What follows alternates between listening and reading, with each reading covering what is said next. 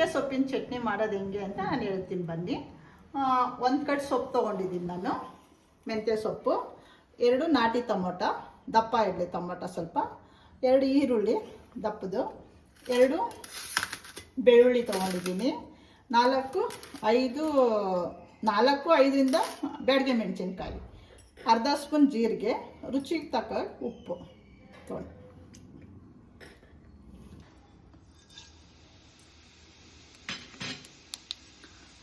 4-5 ಬ್ಯಾಡಗೆ ಮೆಣಸಿನ್ಕಾಯಿ ಹಾಕ್ತಾಯಿದ್ದೀನಿ, ಬೆಳ್ಳುಳ್ಳಿ ಹಾಕ್ತಾಯಿದ್ದೀನಿ,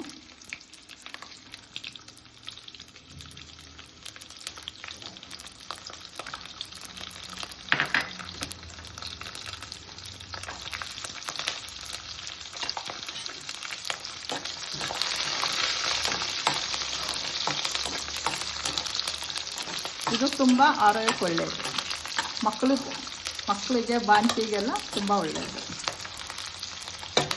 ನಾನು ಈರುಳ್ಳಿ ಹಾಕ್ತಾಯಿದ್ದೀನಿ, 2 ಈರುಳ್ಳಿ ತೊಗೊಂಡಿದ್ದೀನಲ್ವ ಹಚ್ಚಿ ಅದನ್ನು ಹಾಕ್ತಾಯಿದ್ದೀನಿ.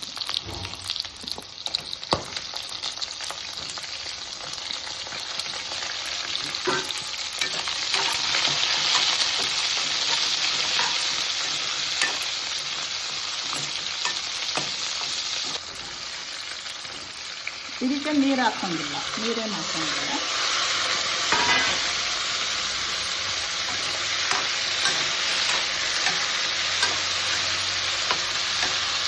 ಕಲ್ಲುಪ್ಪೆ ಹಾಕಿ ಟೇಸ್ಟ್ ಚೆನ್ನಾಗಿರುತ್ತೆ.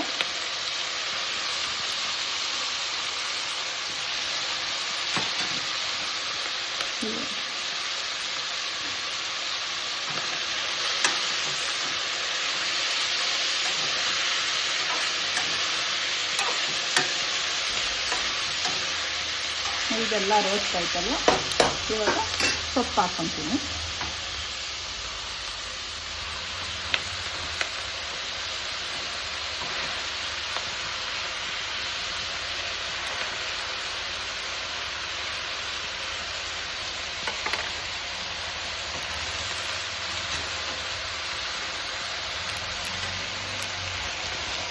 ಇದಕ್ಕೆ ನೀರು ಹಾಕ್ಕೊಂಡಿಲ್ಲ, ಎಣ್ಣೆನೂ ಇದಾಗುತ್ತೆ. ಅದೆಲ್ಲ ಸಣ್ಣ ಉರಿ ಕೊಟ್ಕೊಂಡು ಅದೆಲ್ಲ ಬೇಯಿಸ್ಕೊಂಡಿತ್ತು.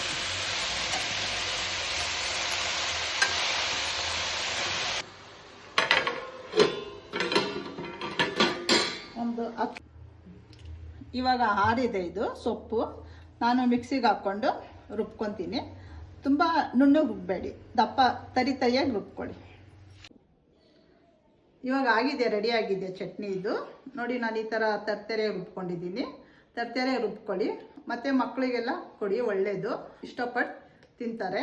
ಬಾಣಂತಿಗೆ ಕೊಡಿ, ಒಳ್ಳೆಯದು.